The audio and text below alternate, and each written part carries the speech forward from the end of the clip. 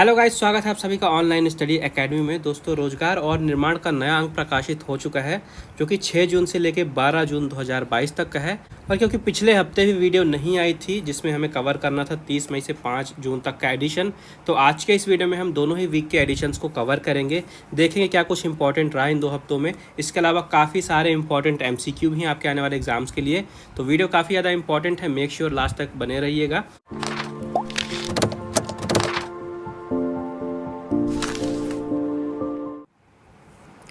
तो सबसे पहले देखते हैं चर्चा में कौन रहे हैं। तो यहाँ पे देखिए हैं निधि छिब्बर। निधि छिब्बर जो है ये CBSE की यानी कि केंद्रीय माध्यमिक शिक्षा बोर्ड की नई चेयरपर्सन बनी हैं। ठीक है, तो निधि छिब्बर इम्पॉर्टेंट नाम है, याद रखिएगा। इसके पहले ये उद्योग मंत्रालय में अतिरिक्त सचिव के पद पे तैनात हैं अभी रिसेंट में, और अब ये अगली चेयरपर्सन बनेंगी CBSE की। ये जगह ले रही हैं विनीत जोशी जी की। तो इम्पॉर्टेंट क्वेश्चन है, याद रखिएगा। इसके बाद है एलिजाबेथ बोर्न।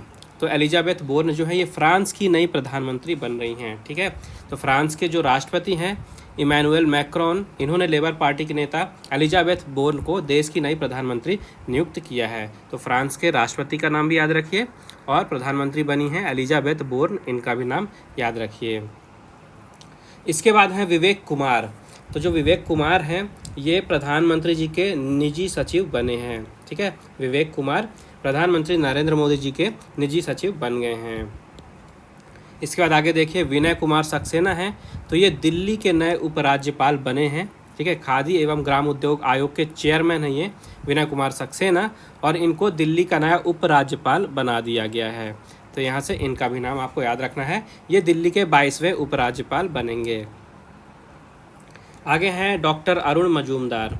तो ये भारतीय अमेरिकी डॉक्टर हैं अरुण मजूमदार। इनको स्टैनफोर्ड यूनिवर्सिटी आपने सुना होगा, तो वहाँ के ये जलवायु परिवर्तन और निरंतरता पर केंद्रित नए स्कूल का पहला डीन इन्हें नामित किया गया है। और क्योंकि ये पहले डीन हैं इसलिए इनका नाम इम्पॉर्टेंट हो जाता है। तो इनका नाम आपको याद रखना है, डॉक्टर अरुण मजूमदार। इसके बाद देखिए UAE यानी कि संयुक्त अरब अमीरात के नए राष्ट्रपति बने हैं। इनका नाम है शेख मोहम्मद बिन जायद अल नहयान। ठीक है, शेख मोहम्मद बिन जायद अल नहयान ये UAE के नए राष्ट्रपति बने हैं। आगे देखते हैं, यहाँ पे हैं नवीन श्रीवास्तव जी। तो ये नेपाल में भारत के राजदूत होंगे। ठीक है, तो ये विदेश मंत्रालय में अतिरिक्त सचिव पूर्वी एशिया के हैं नवीन श्रीवास्तव जी। इनको नेपाल में भारत का नया राजदूत नियुक्त किया गया है। और जो भी आपके राजदूत होते हैं, चाहे वो हाई कमीशन हो या एम्बेसी हो, तो यहाँ से क्वेश्चन आने के काफ़ी ज़्यादा चांसेस होते हैं। तो आपको याद रखना है कि भारत के नए राजदूत कहाँ पे, नेपाल पे कौन बने हैं, नवीन श्रीवास्तव। फिर यहाँ पे देखिए सचिन तेंदुलकर हैं। तो ये लगातार 20वें साल यूनिसेफ के गुडविल एम्बेसडर बने रहेंगे। इनको फिर से अपॉइंट कर लिया गया है यूनिसेफ के द्वारा, गुडविल एम्बेसडर के द्वारा, लगातार 20वें साल के लिए भी। तो इनका नाम भी आपको यहाँ से याद रखना है। इसके बाद ऑस्ट्रेलिया की न्यूज़ है। यहाँ पे दुनिया का सबसे पहला होटल तैयार हो रहा है। ऑस्ट्रेलिया के सिडनी में 410 फीट स्ट्रीट पर दुनिया का सबसे पहला पेंसिल टावर होटल तैयार हो रहा है। और क्योंकि ये दुनिया का सबसे पहला टावर है, अभी तो फिलहाल तैयार हो रहा है, लेकिन आप याद रखिएगा, ध्यान रखिएगा, आगे चल के जब ये कंप्लीट होगा तो यहाँ से क्वेश्चन बनने के चांसेस रहेंगे। तो ये जो होटल है ये सिर्फ 14.4 फीट चौड़ा है और इसकी ऊंचाई है 328 फीट, और इसमें 29 मंजिलें होंगी और 173 कमरे होंगे। इसके बाद देखिए एयर इंडिया की न्यूज़ है। तो एयर इंडिया के नए CEO और MD बने हैं कैंपबेल विल्सन। कैंपबेल विल्सन ये एयर इंडिया के CEO और MD होंगे। तो टाटा सन्स ने कैंपबेल विल्सन को एयर इंडिया का CEO और MD नियुक्त करने की घोषणा की है। इसके बाद हैं सलील पारेख। तो ये इन्फोसिस के फिर से MD और CEO नियुक्त कर दिए गए हैं। तो भारत की दूसरी सबसे बड़ी IT कंपनी है इन्फोसिस, इन्होंने सलील पारेख को फिर से अपना MD और CEO नियुक्त किया है। इसके बाद है देव सहामय पिल्लई। तो ये पहले भारतीय बने हैं जिन्हें संत यानी कि पोप की उपाधि मिली है। ठीक है, पहले भारतीय हैं इसलिए नाम इम्पॉर्टेंट है। देव सहायम पिल्लई इनका नाम आपको याद रखना है, देव सहायम पिल्लई।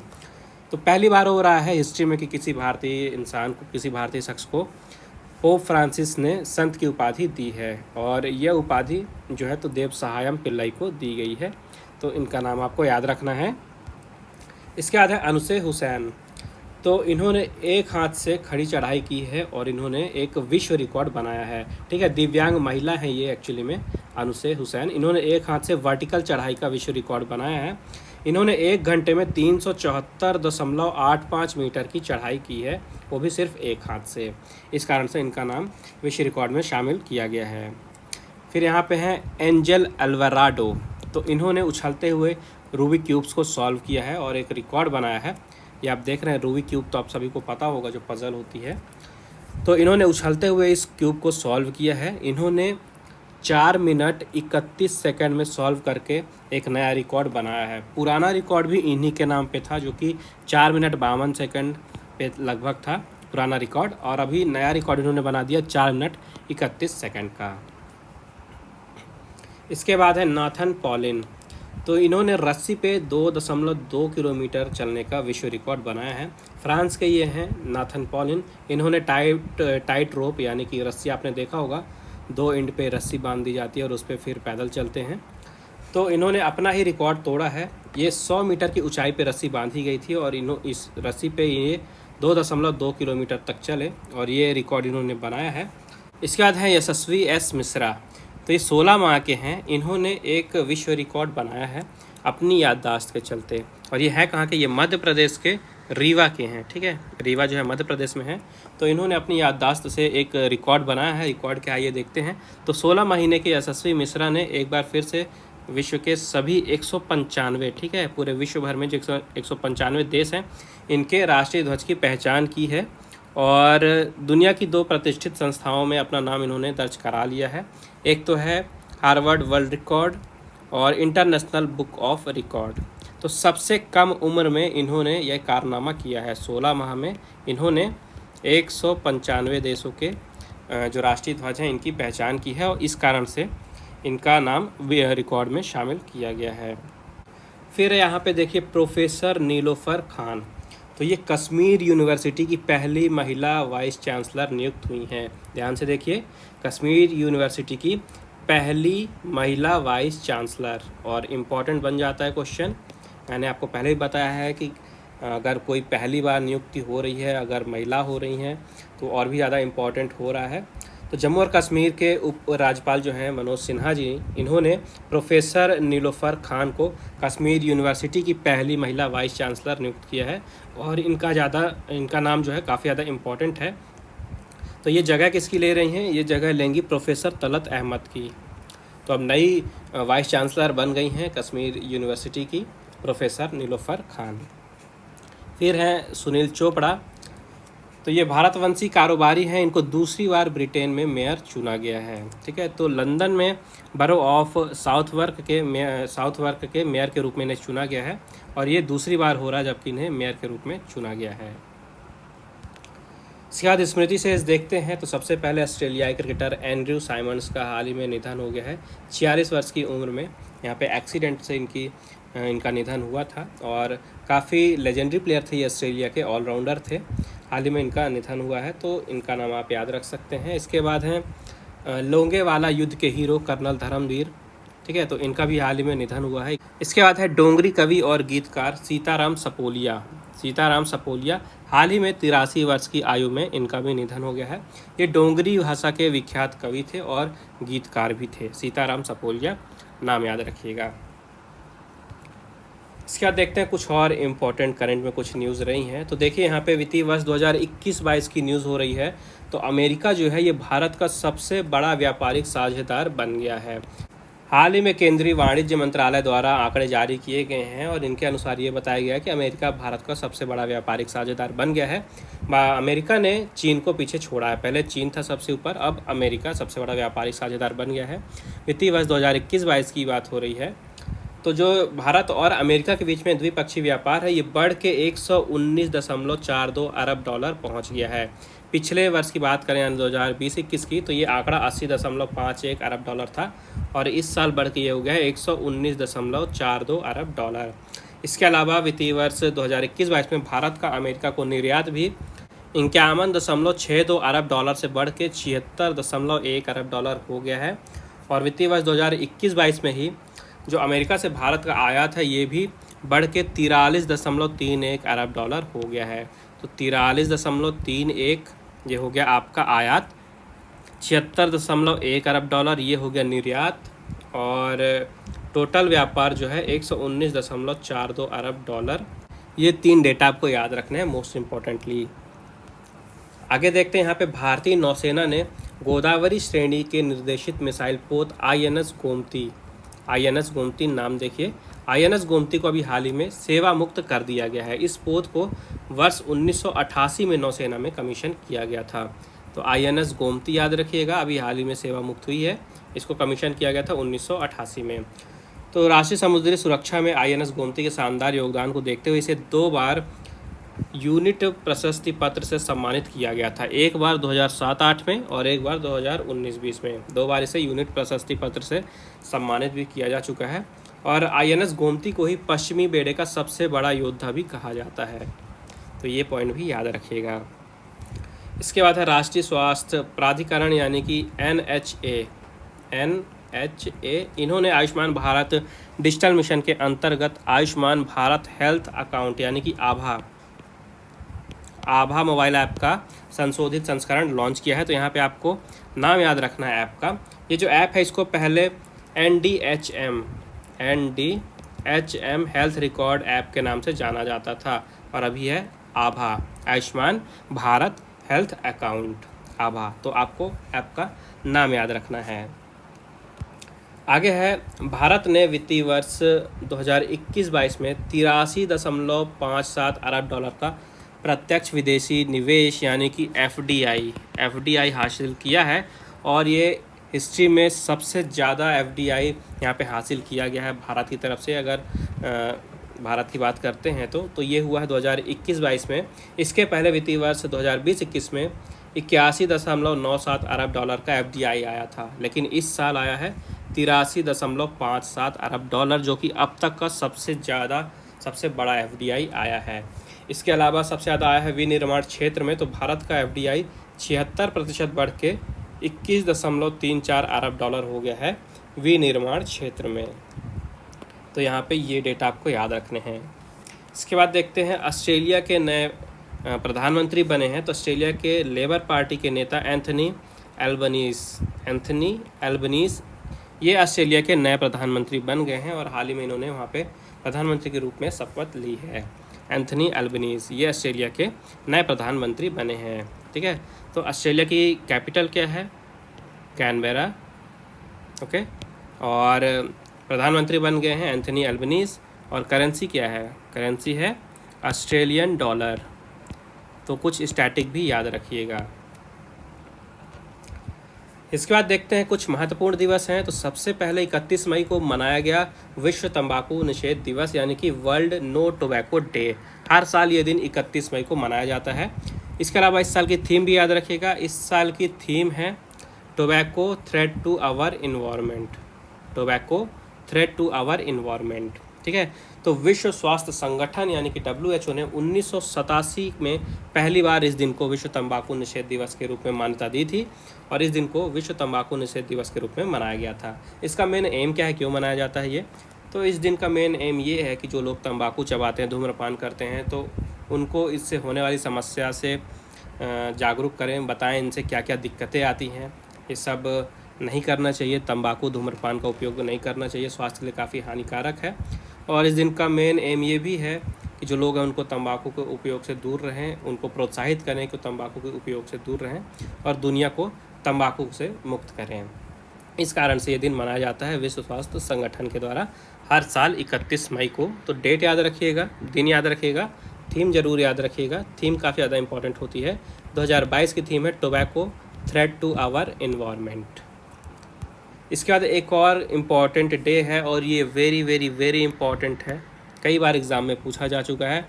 5 जून को मनाया जाता है विश्व पर्यावरण दिवस यानी कि वर्ल्ड इन्वायरमेंट डे। हर साल 5 जून को मनाया जाता है विश्व पर्यावरण दिवस यानी कि वर्ल्ड इन्वायरमेंट डे, और इसके लिए इस साल की थीम रखी गई है ओनली वन अर्थ। 2022 की थीम है ओनली वन अर्थ। तो पर्यावरण की सुरक्षा और संरक्षण के लिए पूरे विश्व भर में हर साल 5 जून को ये दिन मनाया जाता है। एक बात और याद रखिएगा कि जो सबसे पहला विश्व पर्यावरण दिवस मनाया गया था, ये कब मनाया गया था? तो ये मनाया गया था 5 जून 1973 में। ठीक है, और देखिए हर साल एक होस्ट कंट्री चुनी जाती है। ये जो भी प्रोग्राम होते हैं, जो भी इवेंट्स होते हैं, जो भी कार्यक्रम होते हैं इन्वायरमेंट डे से रिलेटेड, उसको वही कंट्री होस्ट करती है। तो इस साल की कंट्री चुनी गई है स्वीडन। तो याद रखिएगा 5 जून को मनाया जाता है विश्व पर्यावरण दिवस पूरे विश्व भर में। इस साल की थीम है ओनली वन अर्थ इस साल की थीम है। सबसे पहला विश्व पर्यावरण दिवस मनाया गया था 5 जून 1973 में। इस साल की होस्ट कंट्री है स्वीडन। और याद रखिएगा भारत को कब चुना गया था होस्ट कंट्री, तो भारत को चुना गया था 2018 में। तो ये भी याद रखिएगा भारत को 2018 में होस्ट कंट्री के रूप में चुना गया था। तो चलिए अब मूव करते हैं इंपॉर्टेंट एमसीक्यू की तरफ। काफ़ी सारे एमसीक्यू हैं आज के एडिशन में और काफ़ी ज़्यादा इंपॉर्टेंट भी हैं ये आपके आने वाले एग्ज़ाम के लिए। तो शुरू करते हैं सबसे पहले स्पोर्ट्स से, खेल से। तो पहला क्वेश्चन है, वेस्ट इंडीज़ की सीमित ओवर क्रिकेट टीम के नए कप्तान कौन नियुक्त किए गए हैं? तो इसका राइट आंसर है निकोलस पूरन। फिर है, वर्ष 2021 में किस खिलाड़ी ने ऑल इंग्लैंड बैडमिंटन खिताब जीता था? तो इसका राइट आंसर है लीजी जिया। फिर है, डेनिका पैट्रिक ये किस खेल में अमेरिका का प्रतिनिधित्व कर चुकी हैं? तो इसका राइट आंसर है कार रेसिंग। नेक्स्ट है, वर्ष 2018 में किस शहर में कॉमनवेल्थ गेम्स आयोजित किए गए थे? तो इसका राइट आंसर है गोल्ड कोस्ट। फिर है, टोक्यो ओलंपिक में किस देश ने निशानेबाजी में सबसे ज़्यादा पदक जीते हैं? तो इसका राइट आंसर है चीन। नेक्स्ट है, पेरिस सेंट जर्मेन ये एक फुटबॉल क्लब है, इन्होंने कितनी बार फ्रेंच लीग 1 का खिताब जीता है? तो इसका राइट आंसर है 10 बार। फिर है, इनमें से किस महिला क्रिकेटर ने वनडे अंतर्राष्ट्रीय क्रिकेट में सबसे ज़्यादा शतक बनाए हैं? तो इसका राइट आंसर है मैग लेनिंग। फिर है, इस वर्ष उबेर कप बैडमिंटन टूर्नामेंट किस देश ने जीता है? तो इसका राइट आंसर हो जाएगा दक्षिण कोरिया। नेक्स्ट है, इनमें से किस देश ने 5 बार फीफा वर्ल्ड कप का खिताब जीता है? तो इसका राइट आंसर हो जाएगा ब्राज़ील। फिर है, कर्णम मल्लेश्वरी इन्होंने ओलंपिक खेलों में किस खेल में कांस्य पदक जीता है? तो इसका राइट आंसर हो जाएगा भारोत्तोलन। फिर है, वर्ष 2022 में किस खिलाड़ी ने मैक्सिकन ओपन का खिताब जीता है? तो इसका राइट आंसर है राफेल नडाल। फिर है, केविन डी ब्रुएन ये किस देश के मशहूर फुटबॉलर हैं? तो इसका राइट आंसर हो जाएगा बेल्जियम। फिर है, वर्ष 2020 में किस खिलाड़ी ने गोल्फ का मास्टर्स टूर्नामेंट जीता था? तो इसका राइट आंसर हो जाएगा आपका डस्टिन जॉनसन। फिर है, वर्ष 2017 में किस देश ने महिला यूरो कप का खिताब अपने नाम किया था? तो इसका राइट आंसर है नीदरलैंड। फिर है, पाउला बडोसा किस देश की दिग्गज टेनिस खिलाड़ी हैं ये? तो इसका राइट आंसर है स्पेन। फिर एशले बार्टी ने इनमें से कौन सा ग्रैंड स्लैम टाइटल नहीं जीता है? तो इसका राइट आंसर हो जाएगा यूएस ओपन।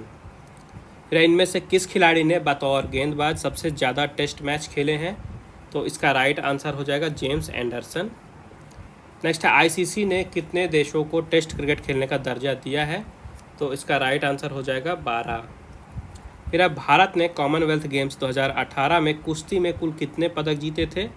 तो इसका राइट आंसर हो जाएगा 12। फिर है, ओलंपिक पदक विजेता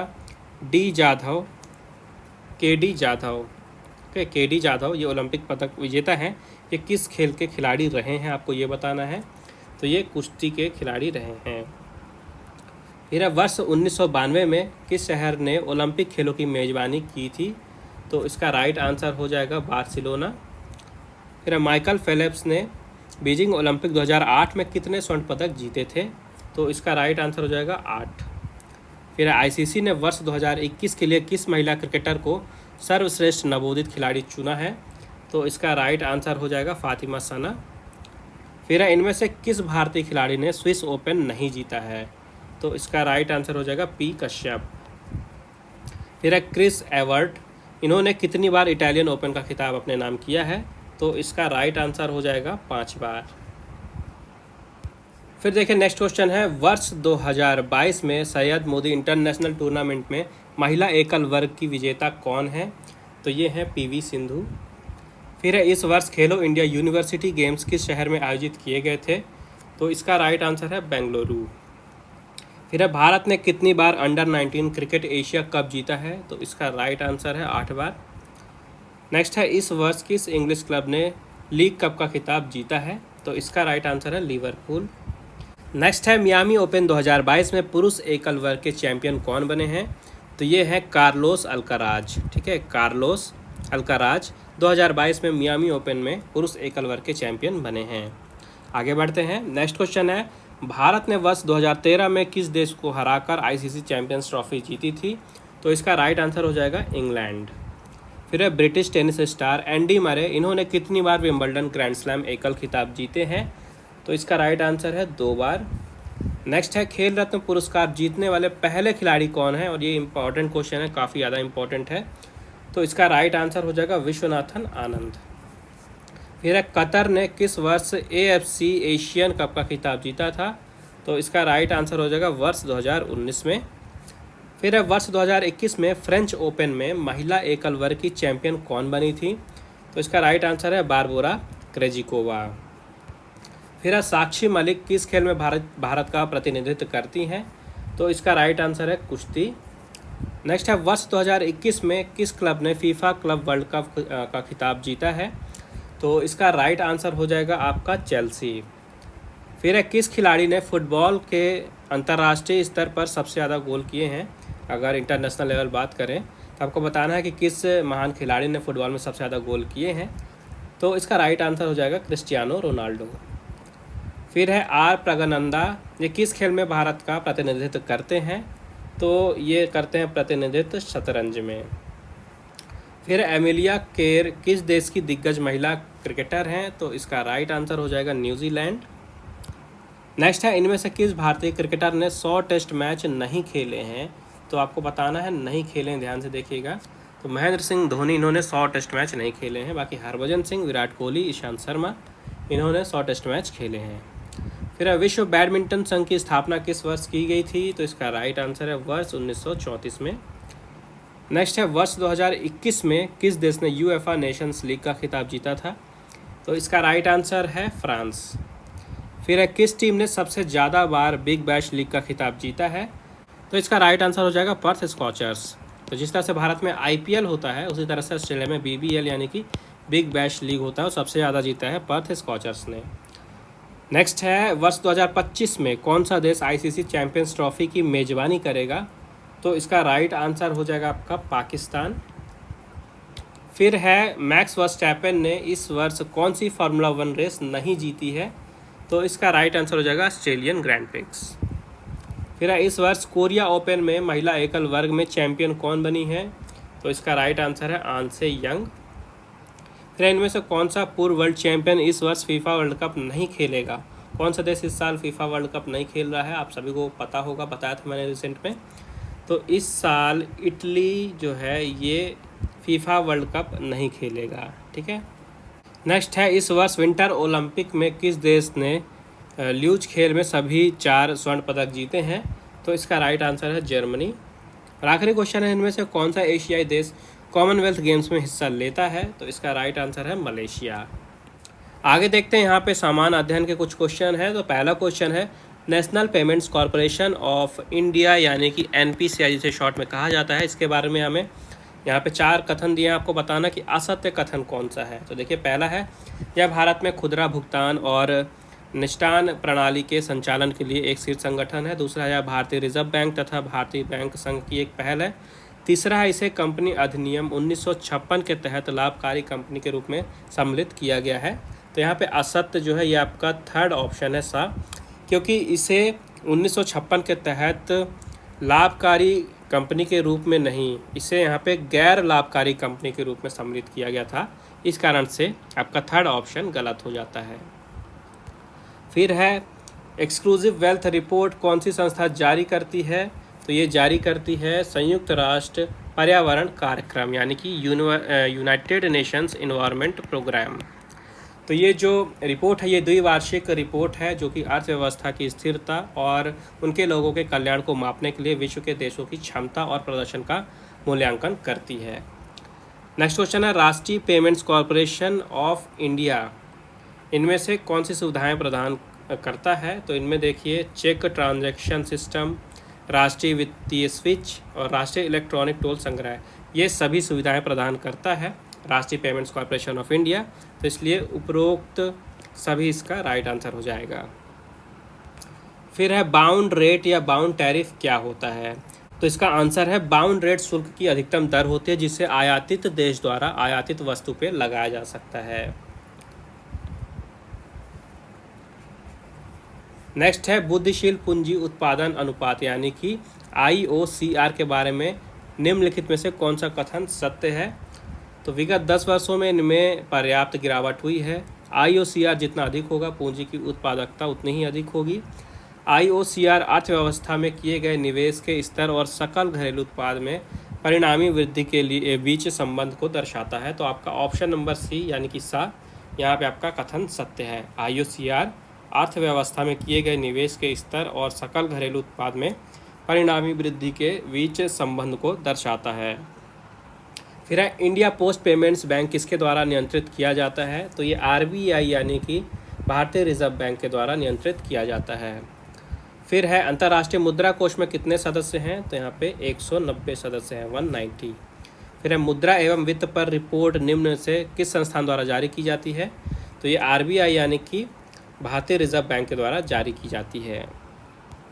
फिर है वर्ल्ड इकोनॉमिक आउटलुक रिपोर्ट किसके द्वारा प्रकाशित की जाती है? तो ये इंटरनेशनल मॉनेटरी फंड IMF यानी कि अंतर्राष्ट्रीय मुद्रा कोष के द्वारा प्रकाशित की जाती है। फिर है जब आवश्यकता से अधिक व्यक्ति रोजगार में लगे होते हैं तो उसे क्या कहा जाता है? तो इसे प्रच्छन्न बेरोजगारी कहा जाता है। फिर है प्रधानमंत्री फसल बीमा योजना कब प्रारंभ की गई थी? तो ये प्रारंभ की गई थी 2016 में। प्रधानमंत्री फसल बीमा योजना शुरू हुई थी 2016 में। फिर है निम्न में से कौन सी थीम हुनर हाट की नहीं है? तो यहाँ पे देखिए make in India theme Hunar Haat की नहीं है, बाकी वोकल फॉर लोकल और बेस्ट फ्रॉम वेस्ट ये थीम है हुनर हाट की। मेक इन इंडिया थीम नहीं है हुनर हाट की। फिर है वैश्विक वित्तीय स्थिरता रिपोर्ट, ये किसके द्वारा तैयार की जाती है? तो ये भी IMF यानी कि अंतर्राष्ट्रीय मुद्रा कोष के द्वारा तैयार की जाती है। इसके बाद प्रधानमंत्री मुद्रा यानी कि योजना जो है MUTRA, तो ये जो मुद्रा योजना है इसका लक्ष्य क्या है? तो इसका लक्ष्य है लघु उद्यमियों को औपचारिक वित्तीय प्रणाली में लाना। फिर व्यापार करने की सुविधा का सूचकांक कौन बताता है? तो ये बताता है वर्ल्ड बैंक यानी कि विश्व बैंक। नेक्स्ट क्वेश्चन है किसी देश का भुगतान संतुलन किसका व्यवस्थित अभिलेख है? तो ये किसी निर्धारित समय के मध्य सामान्यतया एक वर्ष में किसी देश का समस्त आयात और निर्यात का लेन देन, ये अभिलेख है किसी देश के भुगतान संतुलन का। फिर है बैंक दर में वृद्धि सामान्यतया इस बात का संकेत है कि केंद्रीय बैंक वाणिज्यिक बैंकों को ऋण नहीं देगा, ये संकेत है बैंक दर में वृद्धि का। फिर है निम्नलिखित में से किन मामलों में भारतीय रिजर्व बैंक वाणिज्यिक बैंकों को नियंत्रित करता है? तो परिसंपत्तियों की तरलता, शाखा विस्तार और बैंकों का विलय, ये सभी को नियंत्रित करता है RBI। फिर अब भारत में घाटे की वित्त व्यवस्था किसके लिए संसाधनों को बढ़ाने के लिए उपयोग की जाती है? तो ये आर्थिक विकास के लिए उपयोग की जाती है। फिर निम्नलिखित में से कौन पूंजीगत लेखे की रचना नहीं करता है? तो ये है निजी प्रेषित धन, निजी प्रेषित धन। नेक्स्ट है EDAR, ये जो EDAR पोर्टल है ये किससे संबंधित है? तो ये सड़क सुरक्षा से संबंधित है। इसके अलावा साउथ एशिया इकोनॉमिक फोकस, इसे किसने जारी किया है? ये एक रिपोर्ट है, इसे जारी किया है विश्व बैंक यानी कि वर्ल्ड बैंक ने, ये याद रखिएगा आप। फिर है यूनिफाइड पेमेंट इंटरफेस यानी कि UPI, तो UPI के संबंध में हमें सही कथन बताना है। तो ये एक मोबाइल एप्लीकेशन में है जिनमें कई बैंकों के खातों का प्राप्त करने की अनुमति होती है। इसके बाद है इनमें इसे भारतीय राष्ट्रीय भुगतान निगम ने विकसित किया है, ये भी सही है। और ये वर्तमान में वित्त मंत्रालय द्वारा विनियमित है, ये भी सही है। तो यहाँ पे तीनों ही कथन आपके सही हैं। फिर एक कंपनी की शुद्ध आय या उसके संचालन से हुए लाभ पर कौन सा कर लगाया जाता है? तो उस पर लगाया जाता है निगम कर। फिर है फिनक्लुएशन प्लेटफॉर्म, ये किसने जारी किया है? तो ये जारी किया है इंडिया पोस्ट पेमेंट बैंक्स ने, India post payments bank IPPB ने जारी किया है फिनक्लुएशन प्लेटफॉर्म। फिर है यहाँ पे आपको बताना है कि निम्न में से किस संस्था का भारत सदस्य नहीं है। 4 यहाँ पे आपको संस्था दी गई है, आपको बताना है कि किसका भारत जो है तो सदस्य नहीं है। सबसे पहले है ICSID, MIGA, IDA और IBRD। तो यहाँ पे देखिए जो ICSID है यानी कि निवेश विवादों के निपटान के लिए अंतर्राष्ट्रीय केंद्र, यहाँ का भारत सदस्य नहीं है। बाकी मीगा, IDA और IBRD का सदस्य है भारत। फिर है भारतीय अर्थव्यवस्था के संदर्भ में खुला बाजार प्रवालन किसे निर्दिष्ट करता है? तो ये निर्दिष्ट करता है रिजर्व बैंक द्वारा सरकारी प्रतिभूतियों का क्रय और विक्रय को। फिर है भारत में बैंकों द्वारा प्राथमिक क्षेत्र को ऋण देने से तात्पर्य किसको ऋण देने से है? तो कृषि भी है, लघु और छोटे उद्यम भी हैं और दुर्बल वर्ग भी है। तो ये सभी आते हैं प्राथमिक क्षेत्र को ऋण देने के तात्पर्य में। फिर द्रव्य की पूर्ति यथावत रहने पर यदि द्रव्य की मांग में वृद्धि होती है तो इससे क्या होगा? इससे ब्याज की दर में वृद्धि होगी। फिर गेहूं उत्पादक देशों के रूप में विश्व में भारत का कौन सा स्थान है? तो भारत आता है गेहूं उत्पादन में दूसरे नंबर पे। फिर UPI के बारे में निम्न में से सही कथन बताइए। तो UPI के माध्यम से सीधे बैंक खाते से लेन देन किया जाता है, ये तो सही है। फिर UPI में लगाए गए शुल्क लेन देन संबंधी अलग अलग बैंकों के अलग अलग होते हैं, ये भी सही है। फिर UPI भारतीय राष्ट्रीय भुगतान निगम द्वारा विकसित एक वास्तविक समय भुगतान प्रणाली है, तो ये भी सही है। तो उपरोक्त सभी कथन आपके सही हैं। आगे यहाँ पे साइंस यानी कि विज्ञान के कुछ क्वेश्चन है, तो इन्हें भी देखते हैं। सबसे पहले देखिए संचार हेतु प्रयोग किए जाने वाला ऑप्टिकल फाइबर केबल किस सिद्धांत पर कार्य करता है? तो ये TIR यानी कि टोटल इंटरनल रिफ्लेक्शन यानी कि प्रकाश के पूर्ण आंतरिक परावर्तन पे काम करता है, प्रकाश के पूर्ण आंतरिक परावर्तन पर। फिर है अभिदृश्यक की फोकस दूरी का नेत्रिका की फोकस दूरी से अनुपात किसके लिए 1 से अधिक होता है? तो ये दूरदर्शक के लिए 1 से अधिक होता है। फिर है लूनर कास्टिक का रासायनिक नाम क्या है? तो इसे सिल्वर नाइट्रेट कहा जाता है। नेक्स्ट है ग्रेफाइट एक अधातु है किंतु विद्युत की सुचालक है, क्यों? क्योंकि इसमें शिथिलता बुद्ध इलेक्ट्रॉन होते हैं, ठीक है, शिथिलता बद्ध इलेक्ट्रॉन होते हैं इसमें, इस कारण से ग्रेफाइट एक अधातु होने के बाद भी विद्युत का सुचालक होता है। फिर है वह हैलोजन जिसका प्रयोग पीड़ाहारी की तरह होता है, उसे क्या कहा जाता है? इसे आयोडीन कहा जाता है। फिर है निम्न में से कौन अश्रु गैस का घटक है? तो ये है क्लोरोपिक्रीन। फिर है निम्न में से किसकी भित्तियों पर रक्त द्वारा डाले गए दबाव को रक्त दाब कहते हैं? तो धमनियों पर इसका राइट आंसर है। फिर है कार्बोहाइड्रेट के पाचन में सहायक एंजाइम कौन सा होता है? तो ये है एमाइलेज। फिर है सिग्मोइड कोलन किसका भाग है? तो ये बड़ी आंत का भाग होता है। फिर है पोलियो का कारण क्या है? तो पोलियो होता है विषाणु द्वारा। फिर राष्ट्रीय बौद्धिक संपदा अधिकार नीति कब प्रस्तुत की गई थी? तो ये प्रस्तुत की गई थी 2016 में। नेक्स्ट है मस्तिष्क व मेरु रज्जु पर चढ़ी झिल्ली में सूजन आ जाने से होने वाला रोग कौन सा होता है? तो ये होता है मेनिंजाइटिस। फिर है दक्ष ROV नामक ये जो रोबोट है ये किसके द्वारा तैयार किया गया है? तो ये DRDO द्वारा यानी कि defence research and development organisation के द्वारा तैयार किया गया है। दक्ष ROV नाम याद रखना आपको। फिर सुपर कंप्यूटर में शब्द लंबाई की पारस कितनी होती है? तो ये होता है 64 बिट का। फिर है UPS एक विस्तृत रूप है किसका? तो अपने कंप्यूटर में UPS देखा होगा, तो UPS का आपको फुल फॉर्म बताना है, तो ये होता है अनइंटरप्टेबल पावर सप्लाई। फिर है क्रेस्कोग्राफ, जो ये क्रेस्कोग्राफ होता है एक यंत्र होता है, ये किसके लिए यूज़ में लाया जाता है? तो ये पौधों में वृद्धि मापने के लिए यूज़ किया जाता है। फिर है भारतीय पुरा वनस्पति विज्ञान यानी कि इंडियन पैलियोबॉटनी का जनक किसे कहा जाता है? तो ये हैं बीरबल साहनी जी। फिर है पर्यावरण में प्रदूषकों की उपस्थिति को सामान्यतः ppm में व्यक्त किया जाता है, तो ये ppm है क्या? तो ppm होता है पार्ट्स पर मिलियन।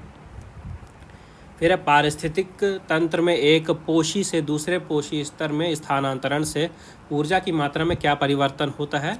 तो ऊर्जा वहाँ पे घट जाती है। फिर है पौधों का आर्द्र पतन रोग किसके कारण होता है? तो ये होता है पिथियम डिबेरिनम के द्वारा। फिर है पपीते का पीला रंग किस वर्णक के कारण होता है? तो ये होता है कैरिका जेनेथिन के द्वारा। फिर है निम्नलिखित में से कौन पौधों में CO2, H2O और ऊर्जा में पाइरूवेट के व्यवधान को पोषित करता है? तो यह है माइटोकॉन्ड्रिया, इसका राइट आंसर है। फिर है चट्टानों पर बनने वाले लाइकेन को क्या कहा जाता है? तो इसे सेक्सिकोल्स कहा जाता है, सेक्सिकोल्स इसका राइट आंसर है।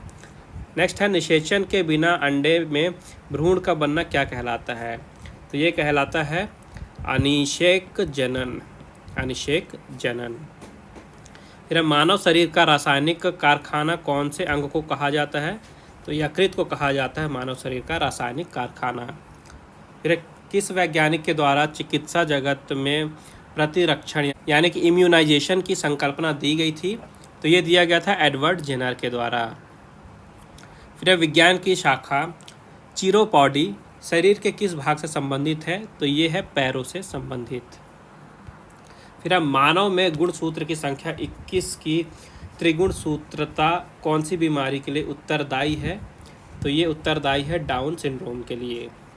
फिर निम्न में से कौन सा एक जीन का गठित रूप है? इसका आंसर है पॉलीन्यूक्लियोटाइड्स। फिर है एंटी डायूरेटिक हार्मोन किसे कहा जाता है? तो ये कहा जाता है वेसोप्रोसिन को। नेक्स्ट है मानव तंत्र में नेत्र गोलक को नियंत्रित करने हेतु कितनी मांसपेशियां कार्य करती हैं? तो 6 मांसपेशियां कार्य करती हैं। फिर है आमाशय से बाहर आने वाले अम्लीय अर्धपचित खाद्य का उदासीनीकरण किसके द्वारा किया जाता है? तो ये किया जाता है पित्तरस के द्वारा।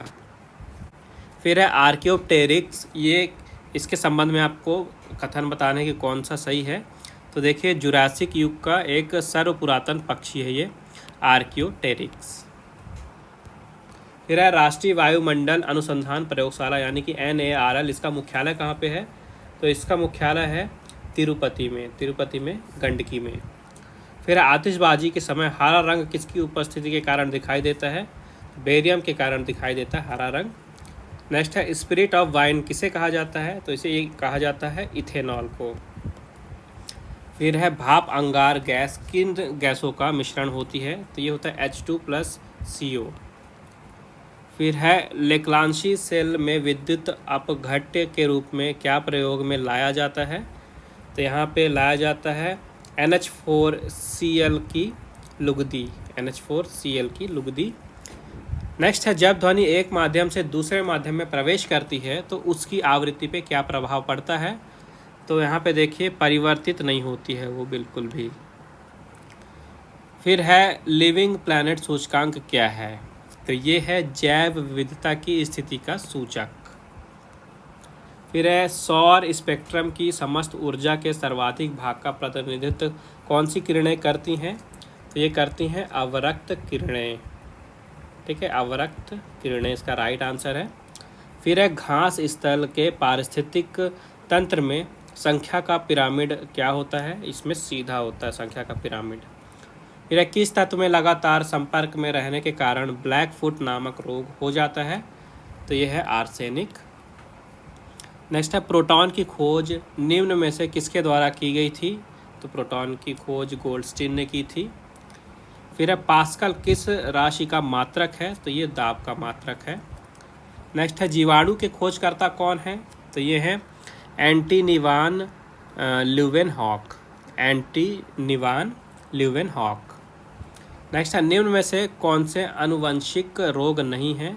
तो रतौंधी एक आनुवंशिक रोग नहीं है। फिर है विकासवाद का सिद्धांत किसने प्रतिपादित किया था? तो डार्विन ने प्रतिपादित किया था विकासवाद का सिद्धांत। नेक्स्ट है ट्यूबरकुलोसिस संक्रमण किससे होता है? तो ये होता है माइकोबैक्टीरियम ट्यूबरकुलोसिस द्वारा। फिर है एलिसा टेस्ट किसके लिए किया जाता है? तो एलिसा टेस्ट किया जाता है एड्स के लिए। आगे यहाँ पे हिंदी के कुछ क्वेश्चन है, इन्हें भी जल्दी से देख लेते हैं। तो पहला क्वेश्चन है ब्रज भाषा की उत्पत्ति किस अपभ्रंश से हुई है? तो ये हुई है शौरसेनी से। नेक्स्ट इनमें से कौन सा व्यंजन अल्प प्राण सघोष है? तो ये है जा। फिर पूर्वी हिंदी की उत्पत्ति किस अपभ्रंश से हुई है? तो ये हुई है अर्धमागधी से। नेक्स्ट है मेवाती बोली किस उपभाषा के अंतर्गत आती है? ये आती है राजस्थानी के अंतर्गत। नेक्स्ट है कौन सा व्यंजन स्पर्श संघर्षी है?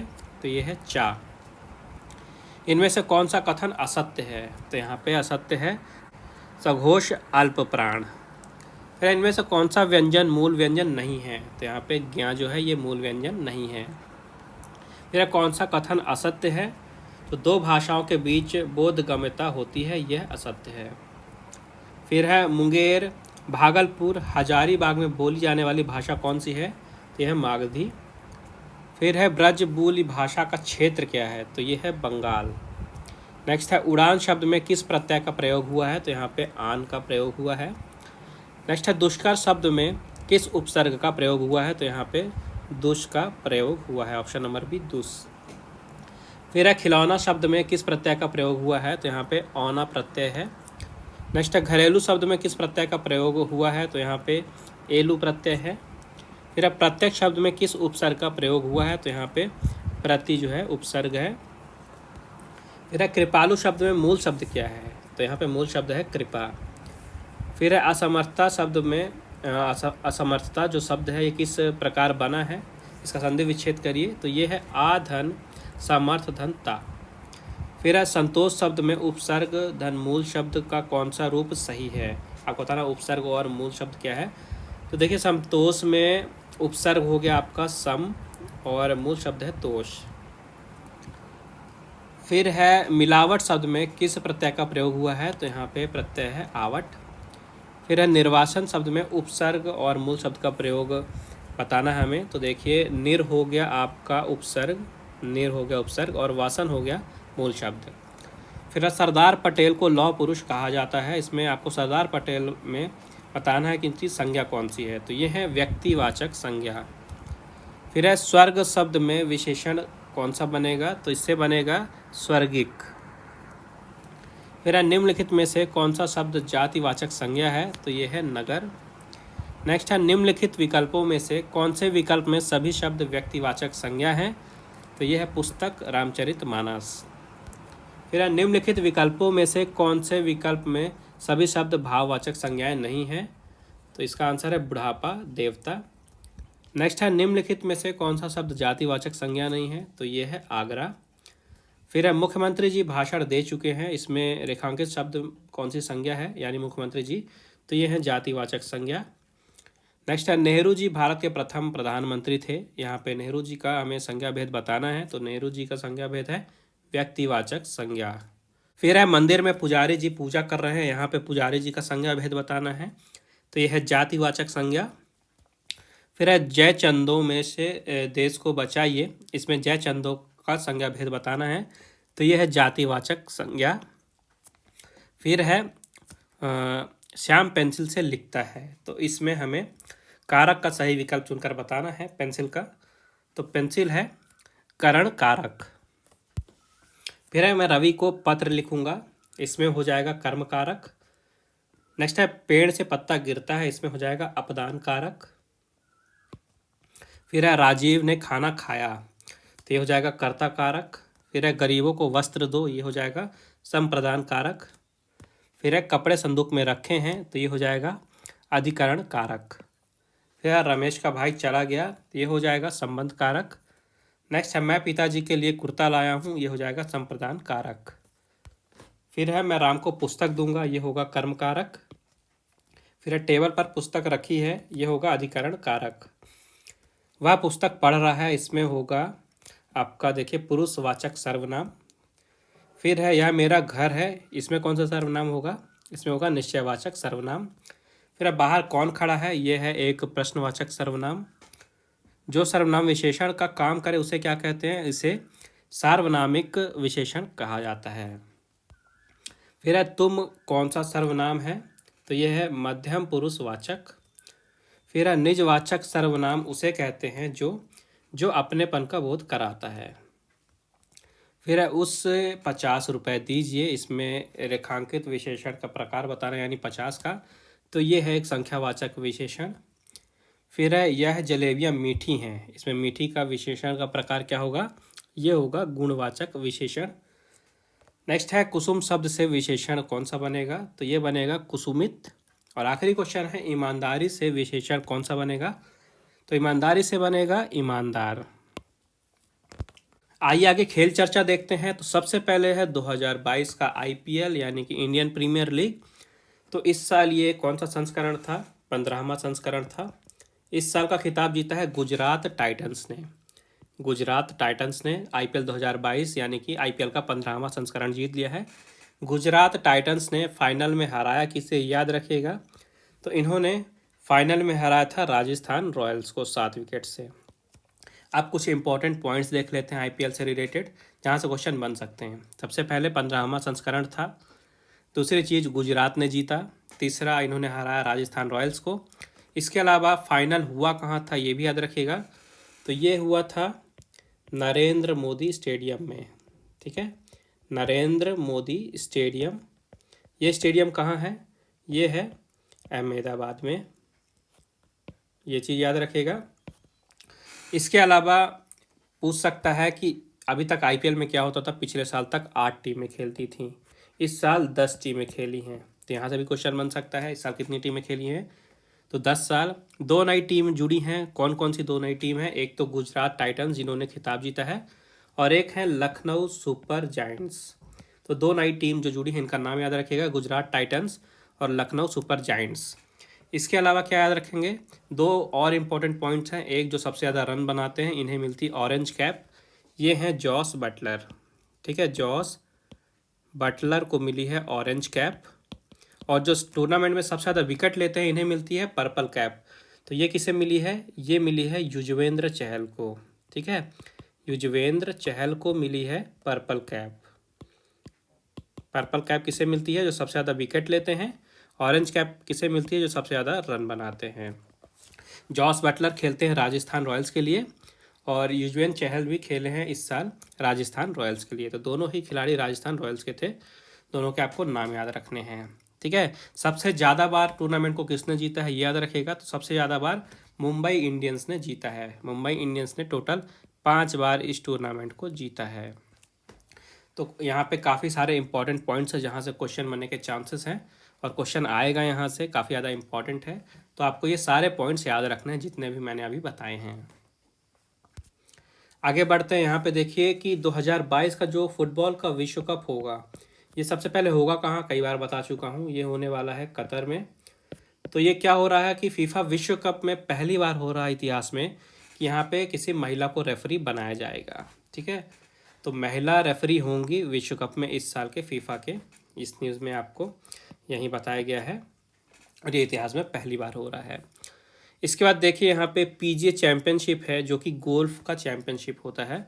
तो इस साल जस्टिन थॉमस ने जीत लिया इस पीजीए चैम्पियनशिप को, और ये दूसरी बार हो रहा है कि इन्होंने इस चैम्पियनशिप को जीता है। तो आपको याद रखना है कि इस साल का जो पीजीए चैम्पियनशिप है इसे जीता है जस्टिन थॉमस ने, और ये अमेरिका के लिए प्रोफेशनल गोल्फ खेलते हैं। फिर यहाँ पे है स्पेनिश ग्रैंड प्रिक्स, जो कि फार्मूला 1 की अगली रेस थी इस साल की। तो इसे जीता है मैक्स वर्स्टैपेन ने। ठीक है, तो मैक्स वर्स्टैपेन ने जीत लिया है स्पेनिश ग्रैंड प्रिक्स 2022 को। आगे बढ़ते हैं। यहाँ पे देखिए इंग्लिश प्रीमियर लीग, जो कि फुटबॉल क्लब का टूर्नामेंट है। तो मैनचेस्टर सिटी ने जीत लिया है इस साल का जो है इंग्लिश प्रीमियर लीग। ठीक है, 2022 का इंग्लिश प्रीमियर लीग जीता है मैनचेस्टर सिटी ने। इसके बाद देखिए आरसीबी यानी कि रॉयल चैलेंजर्स बेंगलोर, जो कि आईपीएल की टीम है। तो आरसीबी के हॉल ऑफ फेम में क्रिस गेल और डिविलियर्स को शामिल किया गया है। ठीक है, 2 नाम आपको याद रखने हैं, क्रिस गेल और एवी डिविलियर्स को आरसीबी के हॉल ऑफ फेम में शामिल किया गया है। इसके बाद देखिए यहाँ पे आईसीसी ने जो नया अवार्ड शुरू किया था प्लेयर ऑफ द मंथ का, जो कि हर साल दिया जाता है एक पुरुष और एक महिला को। तभी हाल ही में अप्रैल महीने के पुरस्कार दिए गए हैं, प्लेयर ऑफ द मंथ चुने गए हैं। तो देखिए पुरुषों में बात करते हैं तो दक्षिण अफ्रीका के केशव महाराज को प्लेयर ऑफ द मंथ चुना गया है। कब के लिए? अप्रैल के लिए, पुरुषों में। महिलाओं में बात करते हैं तो ऑस्ट्रेलिया की एलिसा हेली को महिला वर्ग में ICC player of the month चुना गया है। कब के लिए? अप्रैल के लिए। तो ये 2 नाम आपको याद रखने हैं। आगे बढ़ते हैं। यहाँ पे महिला विश्व मुक्केबाजी चैंपियनशिप हुई है। यहाँ पे निकहत, भारत की निकहत जरीन ने यहाँ पे महिला विश्व कप चैंपियनशिप में 52 किलोग्राम वर्ग में स्वर्ण पदक जीता है। इम्पॉर्टेंट नाम है, याद रखिएगा। अब देखिए यहाँ से क्वेश्चन कैसे बन सकते हैं। सबसे पहले तो किसने गोल्ड मेडल जीता है ये सीधे पूछ लेगा, तो आप बता सकते हैं निकहत जरीन ने। गोल्ड मेडल जीता है इस साल। दूसरा चीज़ क्या पूछ सकता है कि किस कैटेगरी में जीता है, तो 52 किलोग्राम वर्ग में जीता है। इसके अलावा ये जो महिला विश्व मुक्केबाजी चैंपियनशिप थी ये हुई कहाँ थी, तो ये तुर्की के इस्तांबुल में हुई थी, ये पॉइंट याद रखिएगा। और देखिए और क्या क्वेश्चन पूछ सकता है, फाइनल एक क्वेश्चन ये पूछ सकता है कि निकहत जरीन ये किस खेल में भारत का प्रतिनिधित्व करती हैं, तो ये मुक्केबाजी में भारत का प्रतिनिधित्व करती हैं। तो इस तरह से घुमा फिरा के क्वेश्चन आपसे कहीं से भी पूछ सकता है, तो आपको ये याद रखना है। इसके बाद देखिए यहाँ पे थाईलैंड ओपन का खिताब है जो कि बैडमिंटन का टूर्नामेंट है, तो लीजी जिया ने जीता है। ठीक है, तो मलेशिया के युवा शटलर हैं लीजी जिया, इन्होंने थाईलैंड ओपन बैडमिंटन टूर्नामेंट का खिताब अपने नाम किया है। तो इन्होंने पुरुष एकल वर्ग के फाइनल में चीन के ली शिफेंग को हराया है और इस साल का थाईलैंड ओपन का पुरुष एकल वर्ग का जो टाइटल था, खिताब था, अपने नाम किया है। वहीं बात करते हैं महिला वर्ग में, महिला एकल वर्ग में कौन बनी है, तो महिला एकल वर्ग में बनी है चीन ताइपे की ताइजू यिंग। ठीक है, इन्होंने इस साल का महिला वर्ग का खिताब जीता है थाईलैंड ओपन का। तो दो नाम याद रखने, पुरुषों में है आपके लीजी जिया और महिलाओं में है ताइजू यिंग, ये दो नाम आपको याद रखने हैं। आगे बढ़ते हैं, यहाँ पे देखिए तीरंदाजी विश्व कप की बात हो रही है, तो भारतीय पुरुष कंपाउंड टीम ने यहाँ पे इस तीरंदाजी का जो विश्व कप का स्टेज 2 था, तो स्टेज 2 में शानदार प्रदर्शन करते हुए खिताब को अपने नाम किया है। तो ये जो स्टेज 2 था ये हुआ कहाँ था, आयोजन इसका हुआ था दक्षिण कोरिया में। तो भारत की तरफ से अभिषेक वर्मा, रजत चौहान और अमर सैनी की भारतीय तिकड़ी ने पुरुष कंपाउंड वर्ग के फाइनल में फ्रांस की टीम को हराया। और इसके अलावा स्टेज 2 की बात हो रही है, स्टेज 2 में इन्होंने स्वर्ण पदक जीता है। स्टेज 1 में भी इन्होंने अभिषेक, रजत और अमन ने इन्होंने स्टेज 1 में भी भारत को स्वर्ण पदक दिलाया था। तो स्टेज 1 और स्टेज 2 दोनों में ही इन टीम ने गोल्ड मेडल जीता है, ये आपको याद रखना है। इसका देखिए मध्य प्रदेश में जो शूटिंग अकादमी है यहाँ पे एक बुलेट क्रशर मशीन स्थापित हुई है और ये इम्पोर्टेंट है, क्यों, क्योंकि ये भारत की पहली बुलेट क्रशर मशीन है और इसकी स्थापना की गई है मध्य प्रदेश राज्य शूटिंग अकादमी में। ठीक है, भारत की पहली बुलेट क्रशर मशीन है, इसलिए आपको ये याद रखना कि कहाँ स्थापित हुई है, मध्य प्रदेश में। फिर यहाँ पे देखिए मोनाको ग्रैंड प्रिक्स है जो कि फार्मूला 1 की अगली रेस थी। तो मोनाको ग्रैंड प्रिक्स जीते हैं सर्जियो पेरेज ने जीते हैं मोनाको ग्रैंड प्रिक्स। इसके बाद देखिए यहाँ पे अमेरिका के दिग्गज प्रोफेशनल मुक्केबाज हैं गैरबोंटा डेविस, इन्होंने अपना WBC light weight world title बचाया अभी हाल ही में। तो इन्होंने फाइनल में रोनाल्डो रोमेरो को 6वें राउंड पे नॉकआउट किया और इसके बाद इस साल का वर्ल्ड लाइट वेट टाइटल अपना इन्होंने जीता है। गैरबोंटा डेविस इनका नाम याद रखना है। आगे यहाँ पे देखिए मध्य प्रदेश की प्राची यादव हैं, इन्होंने केनो स्पोर्ट्स में पदक जीता है। तो मध्य प्रदेश की पैरा खिलाड़ी हैं ये प्राची यादव, इन्होंने पैरा केनो विश्व कप में इतिहास रचा है और यहाँ पे कांस्य पदक जीता है। ठीक है, ये जो टूर्नामेंट था ये हुआ कहाँ था, ये हुआ था पोलैंड में। तो प्राची ने महिलाओं की 200 मीटर VL2 स्पर्धा में भारत के लिए कांस्य पदक जीता है। तो ये जो 3-4 पॉइंट्स हैं ये आपको याद रखने, क्वेश्चन आपसे कहीं से भी पूछ सकता है। ठीक है, इसके बाद देखिए हॉकी की बात हो रही है, तो हॉकी एशिया कप में भारत ने यहाँ पे कांस्य पदक जीता है। भारत ने जापान को हराया 1-0 से और यहाँ पे 3rd प्लेस हासिल किया, जिसके बाद भारत को यहाँ पे कांस्य पदक दिया गया है। एशिया कप की बात करते हैं तो इसे जीता किसने है, तो दक्षिण कोरिया ने यहाँ पे जीता है एशिया कप को, हॉकी एशिया कप को। गोल्ड मेडल मिला दक्षिण कोरिया को। दूसरे नंबर पे रही है यहाँ पे मलेशिया, तो सिल्वर मिला है मलेशिया को और ब्रॉन्ज मिल गया भारत को।